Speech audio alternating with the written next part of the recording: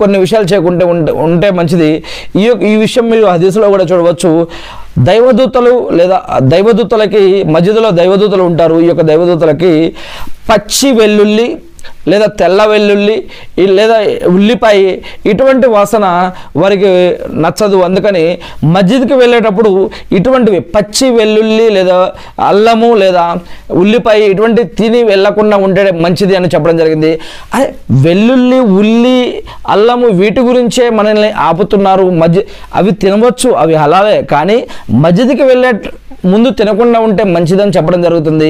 అంతేగాని మస్జిద్ నుంచి బయటికి వెళ్ళిన తర్వాత అవి తినవచ్చు, కానీ వీటి వాసనే అక్కడ మస్జిద్లో రావడం మంచిది కాదని చెప్పడం జరుగుతుంటే మరి బీడీ సిగరెట్టు గుట్కా తమ్మాకు జరదా ఇవి తినడం ఇవి ఎంతవరకు మంచిది? మన ఆరోగ్యానికి మంచిది కాదు, సమాజానికి మంచిది కాదు, ఇంట్లో వారికి మంచిది కాదు. అలానే మనం మస్జిద్కు వెళ్తున్నాము, నమాజ్కు వెళ్తున్నాము, మన యొక్క నోటి నుంచి వచ్చే వాసన ఎలా ఉండాలి?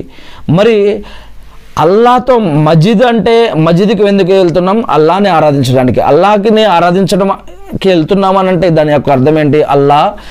మీరే అల్లాని పొగడటం కోసం, అల్లాని మన యొక్క పాపాలను క్షమించమని అడగడం కోసం, ఇంకా మనకి ఏం కావాలో అవి కావాలని అడగడం కోసం, మరియు మన పాపాలు క్షమించమని, మరియు మన కుటుంబ సభ్యుల కోసం, మన సమాజం కోసం ప్రార్థించడం కోసం, మరియు సైతాన్ నుంచి రక్షించమని అడగడం కోసం, మరియు మన స్వర్గంలో అత్యుత్తమ స్థానాలు పొందాలి, నరకం నుంచి రక్షించమని అల్లాని అడగడం కోసం, అల్లాని ప్రార్థించడం కోసం, అల్లాతో మాట్లాడటం కోసం, ఖురాన్ చదవడం కోసం, ఖురాన్ వినటం కోసం, నమాజ్ చేయడం కోసం, అల్లాని పట్ల భయం భక్తి గౌరవ మర్యాదతో ఉండడం కోసం మనం నమాజ్కి వెళ్తున్నాము. మరి అటువంటి మస్జిద్కి అటువంటి నమాజ్కి వెళ్ళే ముందు ఈ యొక్క గుట్కా తంబాకు జరదా మరి సిగరెట్టు ఈ అలవాట్లు ఈ యొక్క వాసన ఈ యొక్క నోటితోటి మనం అల్లా యొక్క పేరు తీసుకోవాలంటే మనకి సిగ్గు రాదా తమ్ముడు? సిగ్గు రాదా బ్రదర్?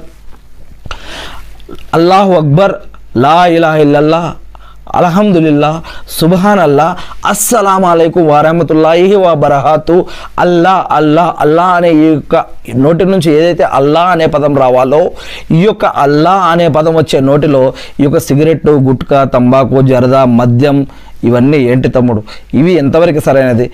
అల్లా శరీరాన్ని పరిశుభ్రంగా ఉంచుకోమంటున్నాడు. ప్రతి నమాజ్కి ముందు 5 సార్లు వజూ చేయాలి, ప్రతిరోజు 5 సార్లు వజూ. మరియు ఖురాన్లో 74వ సూరా 4-5 వాక్యంలో చెప్తున్నాడు మన యొక్క శరీరాన్ని, మన యొక్క దుస్తులని, మన యొక్క ఇంటిని, మన యొక్క మాటలని అన్నీ కూడా పరిశుభ్రంగా నీట్గా ఉండాలని ఇస్లాం చెప్తూ ఉంది. మరి అటువంటిది మనం మస్జిద్కి వెళ్తూ ఉన్నాం, నమాజ్కి వెళ్తూ ఉన్నాం. అల్లా యొక్క పేరు ఈ యొక్క నోటి నుంచి తీసుకోవాలంటే మన చెడు అలవాట్లు వదిలేయాలి, చెడు పద్ధతులు వదిలేయాలి. నమాజ్